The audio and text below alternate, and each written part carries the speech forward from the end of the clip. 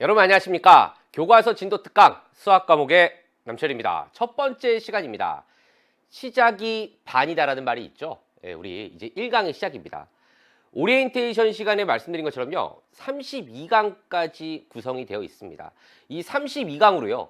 학교 진도 34주 곱하기 4시간 하면요. 144시간입니다. 144시간을 진도를요. 32강에 녹였어요. 이 강좌 시작이 지금인 것처럼 우리 32강까지 우리 초심을 잃지 않고 끝까지 선생님과 함께 열심히 해나간다면 좋은 결과 분명히 기다리고 있을 겁니다. 자, 그럼 1강 우리 첫 시간부터 힘차게 시작해 보도록 하겠습니다. 자, 우리 첫 번째 단원입니다. 오늘 진도 우리 교육과정 어떤 내용들이 좀 살펴보면 다항식이라는 대단원이고요. 다항식의 연산이에요. 이 시간에는 말 그대로 다항식의 연산을 배울 거예요. 더하기, 빼기, 곱하기, 나누기. 그쵸?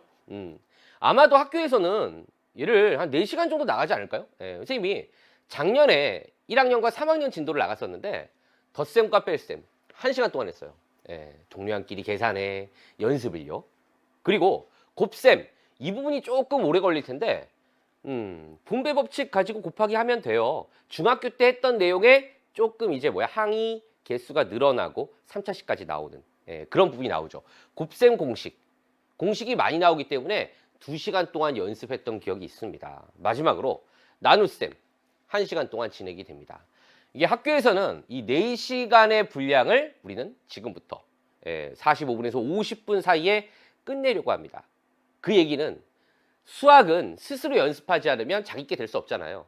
저는 여러분께 일주일 동안 이런 식으로 여러분 공부하게 될 거고 이 정도 개념까지는 알고 있어야 돼. 이런 식으로 설명을 드릴 거예요. 그러면 분명히 여러분 스스로 연습을 해야만 그 다음 시간부터 편하게 받아들일 수 있다. 이 점을 유념하시기 바랍니다. 다항식의 연산, 우리 교육과정을 좀 살펴보면요. 성취 기준이라는 말이 나오죠. 학습 목표라고 생각하시면 돼요. 이 시간 이후로 다항식의 4칙 연산, 더하기, 빼기, 곱하기, 나누기는 확실하게 잘 할 수 있어야 된다는 얘기인데 재밌는 건 평가 기준 한번 보세요. 우리가 평가할 때 어떤 걸 근거로 어떤 기준을 가지고 평가를 하겠느냐. 상중하로 나뉘어져 있죠. 하, 간단한 다항식의 4칙 연산을 할 수 있다. 간단하게. 두 번째는 뭐야? 간단한 게 아니고 그냥 다항식입니다. 다항식의 4칙 연산? 그럼 상수준은 뭐지? 아니, 다항식의 4칙 연산에 대한 성질을 이용하고 연산도 할 줄 알아야 되고 과정을 설명할 수 있어야 된답니다. 우리 평가 기준은 그래요. 단순한 쉬운 계산을 문제를 내겠느냐? 우리가 알고 있는 곱셈 공식이라든지 기본적인 틀에서 문제를 출제하겠느냐? 곱셈 공식의 변형이라든지 활용 문제라든지 여러 가지 응용 문제까지 해결할 수 있겠느냐? 이렇게 나뉘어져 있습니다. 우리 상수준까지 도달할 수 있도록 우리 출발해 보도록 하죠. 여러분 교과서 11페이지를 보시면요. 다항식을 내림차순으로 정리한다, 오름차순으로 정리한다부터 시작이 될 겁니다. 우선 중학교 때 여러분이 이미 배웠겠지만 간단하게 좀 용어를 좀 정리를 해보면 우선 다항식이 뭐죠? 라는 질문에 여러분이 답변할 수 있어야 됩니다. 그렇죠? 다항식이 뭐죠를 얘기하려면 다항식이라는 건 한 개 이상의 단항식을 덧셈으로 연결한 식. 그럼 단항식도 다항식에 포함될 수도 있겠죠. 그걸 다항식이라고 합니다. 선생님, 그러면 단항식은 뭐예요? 단항식. 여기 다잖아요, 다. 마늘 다. 단은 뭐예요? 단 뭐예요? 학교에서 물어보면 짧을 단이요? 이제 아니죠. 헛단이라고 합니다. 하나밖에 없다라는 뜻이에요. 단항식. 우선 항이라는 말을 여러분이 먼저 알아야 돼요. 항은 식을 구성하는 기본 요소입니다. 다항식에서의 항은 단항식을 항이라고 표현한다라고 보시면 돼요. 몇 개의 숫자와 문자의 곱으로만 이루어진 식을 우리는 단항식이라고 합니다. 이 정도는 여러분이 설명할 수 있어야 될 것 같고요. 이 다항식을 정리하고 싶은 거예요. 자, 그러면 내림 차순입니까? 오름 차순입니까? 라는 말이 나오는데 그러면 먼저 차수라는 말도 역시 알고 있어야 되는데 차수. 제가 한번 질문해 볼까요? 예, 차수. 뭐 이런 게 있고 이거 x에 대한 몇 차죠? 몇 차식이에요? 차수가 몇이죠? 3차요. 다 대답한다고. 그죠? 예, 차수란 문자가 곱해진 횟수. 우리 뭐 지수를 얘기한다고 볼 수 있고요. 자, 그러면 이렇게 물어볼까요? 이렇게. 이건 몇 차예요? 작년에 갑자기 물어봤던 기억이 나요. 예.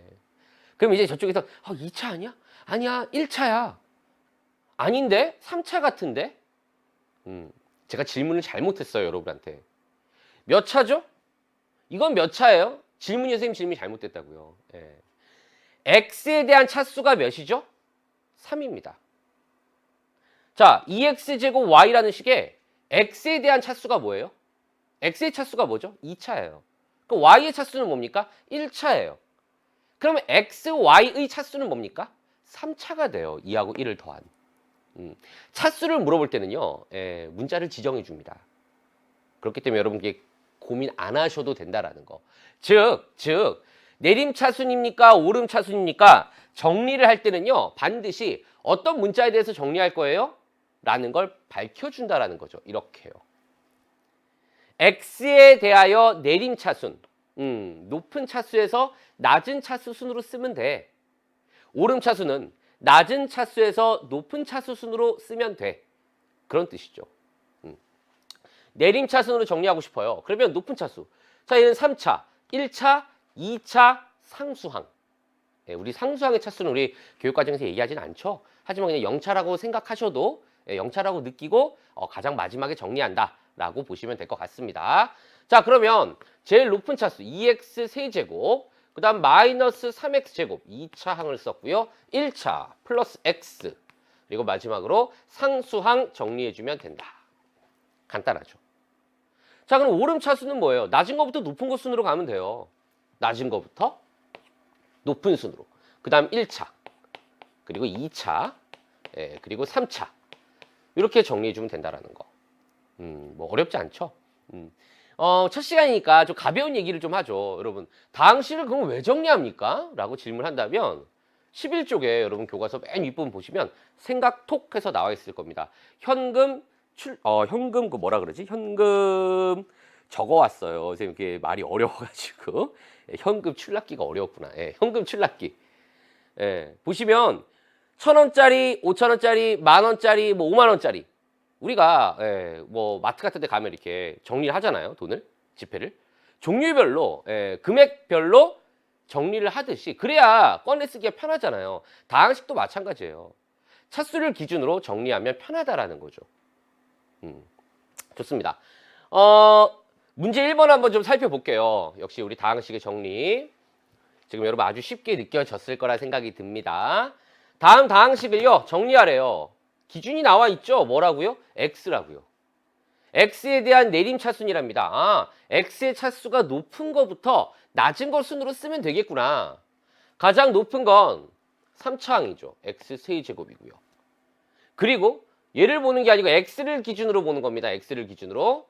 2차항 5x제곱 y, 그리고 1차 마이너스 2xy 제곱, 그리고 마지막으로 상수항. 이렇게 정리하면 되고요.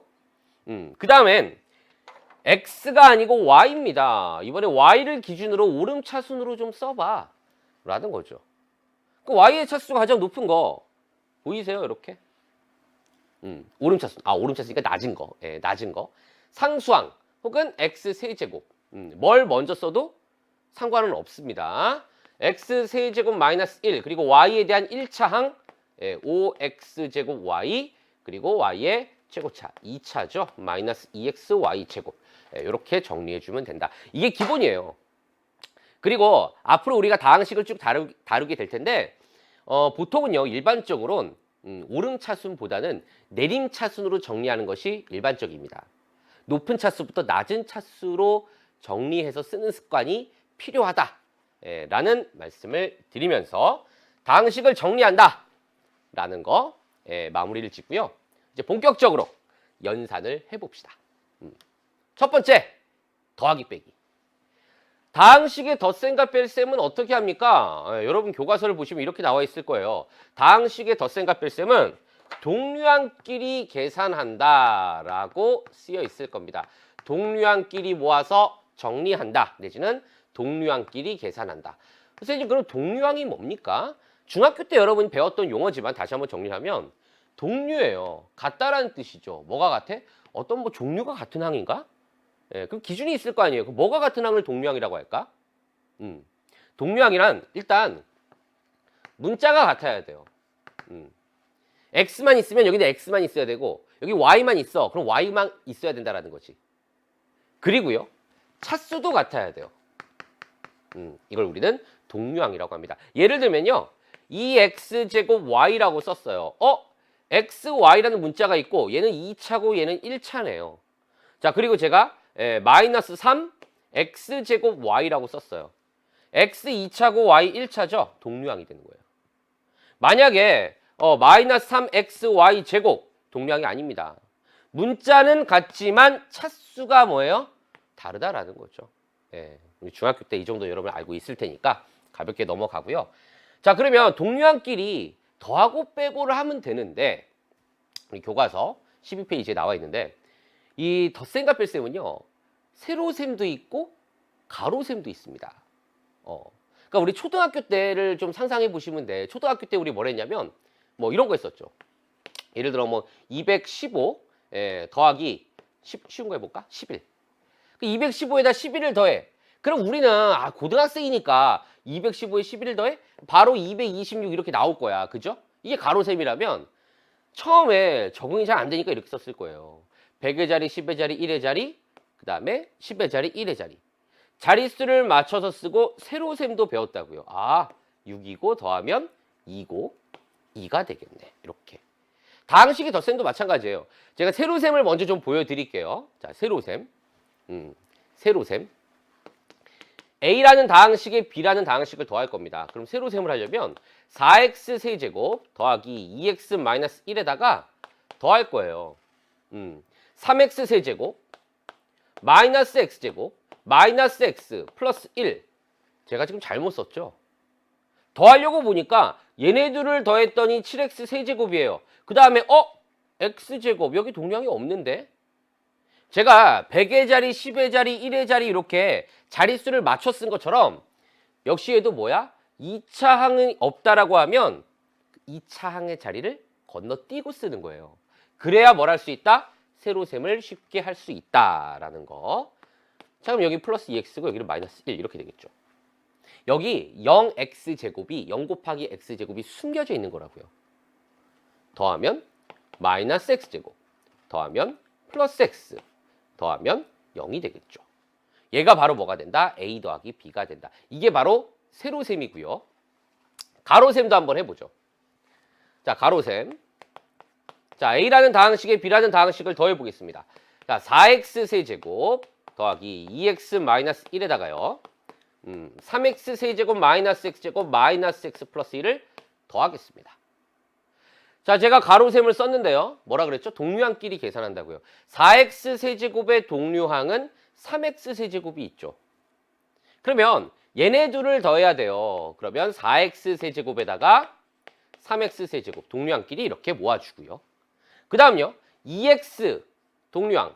마이너스 x 있는데 마이너스 x제곱은 여기 혼자 있잖아. 그럼 마이너스 x제곱 따로 하나 쓰고 2x에다 뭘 한다? 마이너스 x를 더해주면 된다라는 거죠. 마이너스 1에다가 플러스 1을 더하면 되겠구나라는 거죠. 이렇게 동류항끼리. 자, 그럼 이거 정리를 해주면 x 세제곱 이 4개, 3개니까 7개가 될 거고 마이너스 x제곱이고요. 2x에서 x를 뺐으니까 x가 되겠죠? 마이너스 1에 1을 더했으니까 0이 되겠네요. 자, 가로셈의 결과와 앞에 잠깐 볼까요? 세로셈의 결과 비교해 보세요. 당연히 답은 같아요. 그죠? 근데 제가 학교에서 물어보면 그래. 어느 게 편해요? 저는 여러분 뭐라고 대답할 것 같아요? 가로셈이 편한 것 같아요? 세로셈이 편한 것 같아요? 그러면 많을 텐데 세로셈이요. 이게 은근히 나와. 맞지? 세로셈이 편해. 보여. 편하게 보여요. 그 질문은요. 이 질문이랑 똑같은 거야. 제가 아까 뭐 했어요? 뭐 215에다가 11을 더했어. 아, 226. 그럼 215에다가 11을 더해도 226이야. 세로셈이 편해요? 가로셈이 편해요? 세로셈이 편하지? 근데 여러분 지금 이렇게 계산하는 사람이 있어요? 고등학생 중에? 한 명도 없어요. 다 어떻게 계산하죠? 가로셈으로 계산하죠. 왜 이렇게 계산합니까? 이게 편한데? 세로셈만으로 그냥 간단하게 나오는 문제가 안 나온다는 거지. 문제를 내면 이런 거야. 215 더하기 11 더하기 327 빼기 뭐 56.